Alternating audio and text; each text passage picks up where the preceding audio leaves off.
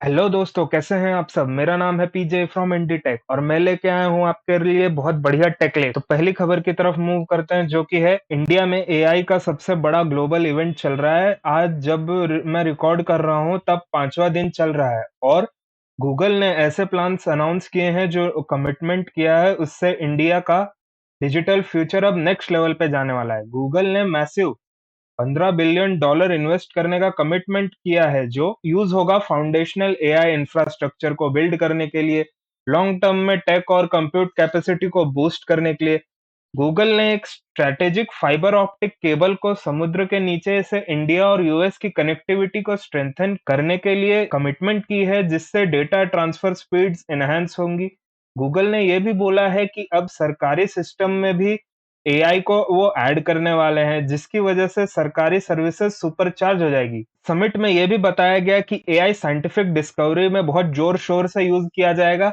AI अब already drug discovery, climate modelling और complex simulations में काम कर रहा है। गूगल ने एआई प्रोफेशनल सर्टिफिकेट्स और ट्रेनिंग इनिशिएटिव का अनाउंसमेंट भी किया, ताकि स्टूडेंट्स और प्रोफेशनल एआई रेडी हो सके। गूगल का विजन एक फ्यूचर प्रूफ रोड मैप है, जिसके लिए सबके लिए कुछ ना कुछ है, चाहे आप स्टूडेंट हो, प्रोफेशनल हो या एंटरप्रेन्योर हो। अब अगली खबर की तरफ मूव करते हैं, जो कि है भारत ने एआई रेस में एक बड़ा कदम आगे बढ़ा है। एक ऐसा एआई मॉडल लॉन्च किया है जो इंग्लिश के साथ 22 प्लस इंडियन लैंग्वेजेस को समझ सकता है। बिजनेस इनसाइडर ने रिपोर्ट किया है कि भारत जेन ने पैरम 270B नाम का एक नया एआई मॉडल लॉन्च किया है, जो पूरी तरह से इंडिया के लिए बनाया गया है और इसमें इंडिया की भाषाएं और कल्चर की अंडरस्टैंडिंग है। ये मॉडल उन लैंग्वेजेस को नेटिव लेवल पे समझ सकता है, जिससे एआई इंडिया के हर कोने में पहुंच सकता है। इस मॉडल का गोल सिर्फ टेक बनाना नहीं है, बल्कि एआई की स्ट्रेंथ सब तक पहुंचाना है।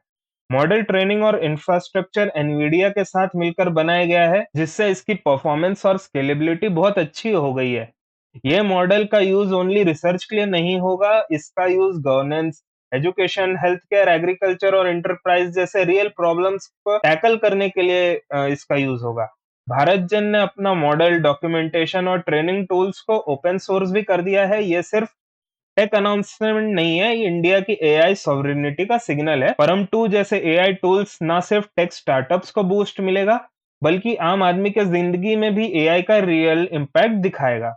अब अगली खबर की तरफ मूव करते हैं, जो कि है इंडिया एआई समिट में एक इंटरेस्टिंग मूवमेंट हुआ। एक रोबोटिक डॉग का डिस्प्ले को लेकर कंफ्यूजन हुआ और फिर क्लैरिफिकेशन आई।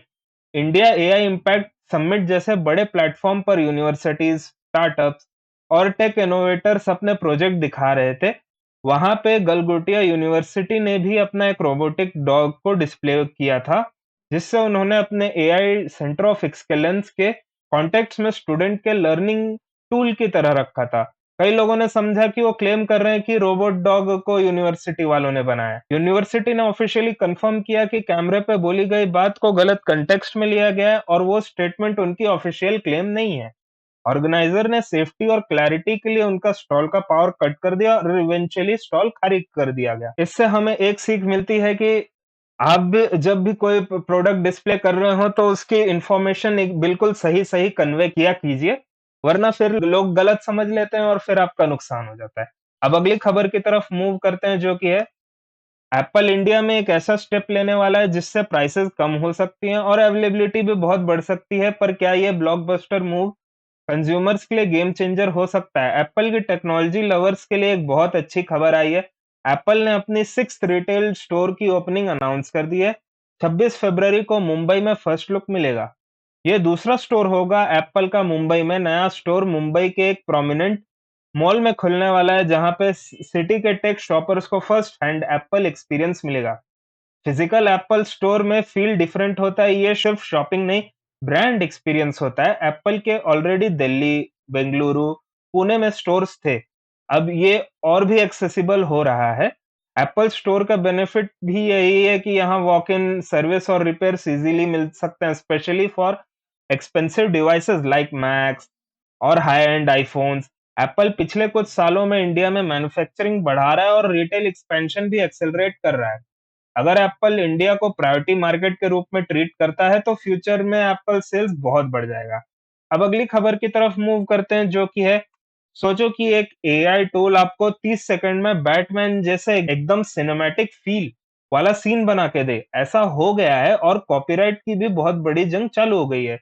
चाइनीज कंपनी ने एक ऐसा एआई लॉन्च किया जिसने पूरे हॉलीवुड की हवा टाइट कर रखी है। वार्नर ब्रदर्स डिस्कवरी ने बाइट डांस वालों को सीज एंड डिसिस्ट लेटर भेजा है। इशू है AI video to Seedance two. Studio का कहना है कि टूल्स ऐसे वीडियोस जनरेट कर रहा है जो उनके फेमस कैरेक्टर्स को यूज कर रहे हैं बिना लाइसेंस लिए। ये सिर्फ एक स्टूडियो का प्रॉब्लम नहीं है, हॉलीवुड के इंडस्ट्री लेवल में टेंशन है। सीड डांस 2.0 एक powerful AI video generator tool है जो आप टेक्स्ट प्रॉम्प्ट लिखो और एआई सिनेमैटिक वीडियो बना के दे देता है। प्रॉब्लम अब ये हो रही है कि अब कॉपीराइट कैरेक्टर्स के वीडियो बन रहे हैं। स्टूडियोज में ये कैरेक्टर बिलियन डॉलर के एसेट्स हैं। इनसे मूवीज, मर्चेंडाइज, ओटीटी राइट सब कुछ से पैसे कमाते हैं। अगर एआई फ्रीली सिमिलर कंटेंट बनाने लग जाएगा तो उनका ये इनकम बंद हो सकता है। सीज एंड डिसिस्ट बेसिकली एक लीगल वार्निंग होती है। अगर बाइट डांस ने सेफगार्ड्स को स्ट्रांग नहीं किए तो फुल लीगल केस भी हो सकता है। अगर इस केस में स्ट्रिक्ट डिसीजन आता है तो फ्यूचर में सब एआई कंपनीज को अपने मॉडल हेवीली रिस्ट्रिक्ट करना पड़ सकता है। यह कंटेंट क्रिएशन को रेवोल्यूशनाइज कर रहा है। लेकिन अब सवाल यह है कि क्या एआई इमेजिनेशन फ्री होगी या स्टूडियो का कंट्रोल ज्यादा होगा। जो भी डिसीजन होगा उसका इम्पैक्ट पूरी इंडस्ट्री पे होगा। अब अगली खबर की तरफ मूव करते हैं जो कि है अब एआई सिर्फ इंस्ट्रक्शन ही नहीं फॉलो कर रहा है, अब तो खुद का कोड भी लिख रहा है। ये सिर्फ रूमर्स ही नहीं है, दो चैट ऐप्स ने खुद के कोड को अपने से बनाया है। टेक वर्ल्ड में ये एक नेक्स्ट लेवल डिस्ट्रप्शन हो रहा है। फॉर्च्यून के इस रिपोर्ट के हिसाब से 100% जो अभी कोड चल रहा है एंथ्रोपिक और ओपन एआई प्रोजेक्ट्स में, वो ह्यूमन डेवलपर के हाथों से नहीं लिखा गया है बल्कि एआई टूल्स ने लिखा है। मतलब जो कोड इंजीनियर्स पहले मैनुअली लिखा करते थे, वेरिएबल, फंक्शंस, डिबगिंग, अब एआई मॉडल वो खुद से ही कर ले रहा है। एआई से कोड लिखने से डेवलपमेंट स्पीड काफी फास्ट हो गई है। रिपीटेटिव और बोरिंग कोडिंग टास्क अब पहले से ज्यादा एफिशिएंट हो गए। रिपोर्ट ये भी कहती है कि इंजीनियर सब लो लेवल कोडिंग के जगह architecture design, AI prompt engineering और सिस्टम सुपरविजन जैसे हायर लेवल टास्क पे काम कर रहे हैं। इंजीनियर्स की डिमांड कम नहीं हो रही है बल्कि रोल को रिडिफाइन कर रहे हैं। ह्यूमन सब एआई को गाइड कर रहे हैं, टेस्ट कर रहे हैं और उसको रिस्पॉन्सिबल बना रहे हैं। एआई खुद कोड लिख रहा है, ये फ्यूचर को डिफाइन कर रहा है। अब सॉफ्टवेयर एक एआई असिस्टेड साइंस बन चुकी है। आप इस चेंज को कैसे देखते हो कमेंट्स में बता दो। अब अगली खबर की तरफ मूव करते हैं जो कि है इंडिया का सेमीकंडक्टर ड्रीम अब ग्राउंड रियलिटी बनने वाला है। पीएम नरेंद्र मोदी इस हफ्ते उत्तर प्रदेश में नॉर्थ इंडिया का पहला सेमीकंडक्टर का यूनिट का शिलान्यास करने जा रहे हैं। एक स्टेप जिससे इंडिया का tech manufacturing map permanently change हो जाएगा। उत्तर प्रदेश में एक कमर्शियल सेमीकंडक्टर यूनिट का स्टोन लेइंग सेरेमनी अगले हफ्ते शेड्यूल है। यह नॉर्थ इंडिया का पहला ऐसा फैसिलिटी होगा जहां चिप्स बनेंगे। पहले इंडिया में सेमीकंडक्टर प्रोडक्शन के लिए सरानंद गुजरात प्रोजेक्ट में फोकस था। अब यूपी को भी एक मेजर मैन्युफैक्चरिंग हब बनाने का प्लान है। इस यूनिट का नाम है नमो भारत कॉरिडोर, जहां semiconductor manufacturing, electronic parts, research and development और सप्लाई चेन फैसिलिटीज को क्लस्टर की तरह डेवलप किया जाएगा। इस प्रोजेक्ट में ना सिर्फ हाई स्किल जॉब बनेंगे बल्कि लोकल एमएसएमईज, ऑटोमोटिव और इलेक्ट्रॉनिक सेक्टर्स को भी बूस्ट मिलने की संभावना है।